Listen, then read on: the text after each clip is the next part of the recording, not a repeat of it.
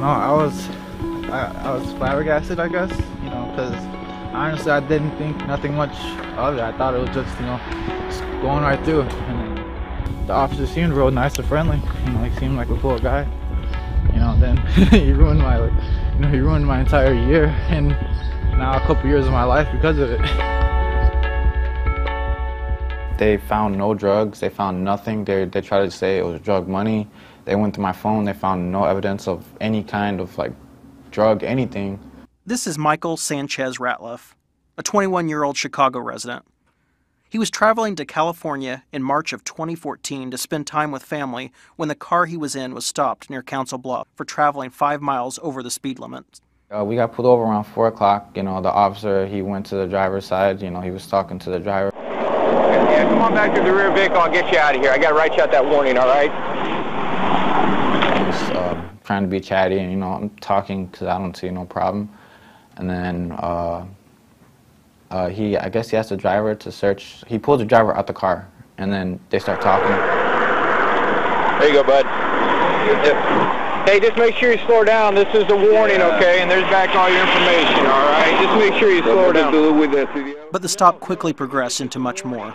After issuing the warnings to driver Leonardo Gonzalez, Deputy Miller began asking questions about the trip, discovering what he believed to be discrepancies in Gonzalez's and Ratliff's stories. Yeah, that's fine. Don't worry about it, Leo. Yeah, I understand. Hey, do you have any questions? No. No, okay. Hey, can I ask you a couple questions? Yeah. Okay, you don't have anything illegal inside the vehicle? No. Okay. Nothing. No drugs? No. Oh, no drugs? Okay. Can I search the vehicle? Sure. Okay. I'm going to go up and ask him the same thing. Can I just have you sit back here for a second? Then he's like, all right, while I'm searching, I'm going to search the car. He's like, do you have anything? I'm like, yeah, I have my backpack. I have a backpack and a bag of clothes. He's searching the car. When he goes through it, he finds my money in my backpack. I told him at first it was like $10,000, you know, because I didn't tell him what was in the safety box. And then he was like, all right, well, give me the keys to your thing. I'm going to open up the safety box, you know, because what was out was 10 grand. And then inside was, you know, the other 10. So when he opens it up, he's like, oh, you know, all this money right here. And then he's like, all right, well, he calls for backup, and then he's like, all right, well, you guys aren't going nowhere. I was nervous and a little scared. I was like, all right, what's going to go on here? And then the backup came, and then they put me in the back of the squad car. I'm going to read you your Miranda rights, okay? But you do have the right to remain silent. Anything you say will be used against you. They start talking to each other, and then he's like, all right, well, we're taking you in. And I'm like, am I being arrested? He's like, no, you're being detained. I don't know how that kind of works out. If I'm not being arrested, then why are you taking me? He's like, well, we believe this is drug money and this and that. They just try to say it was drug money. They take me in, they take me through the back so I can go directly into the interview room. And then one of the troopers, he calls his sergeant, and then, like, you know, they all start gathering around. The detectives get there. You know, there's at least like maybe 10 cops outside the door. You know, when I leave, there are like 10 cops, like 2 on each side. They're all surrounding me. They told me that, you know, I wasn't gonna get my money back. And then the officer asked if he could see my phone. I was like, all right, here. You know, I thought nothing of it. And he's like, yeah, I'm keeping this. You're not gonna get this back until you come to court. And then he started going through my phone because it was already unlocked. He starts going through my pictures and such. He starts going through everything, and I was like, you need a warrant to do that. And he's like scrolling away, doing what he's doing. After that, I asked him how was I gonna get home, you know, because I figured that if I could get, you know, at least to get enough money to get home, because they took literally everything, you know. But he said since you weren't being defiant or anything like that, then, you know, you're go ahead to take, you know, a couple $100, so that way you can get home. Sanchez can be heard on the video telling officers that the money was from working as a hotel valet.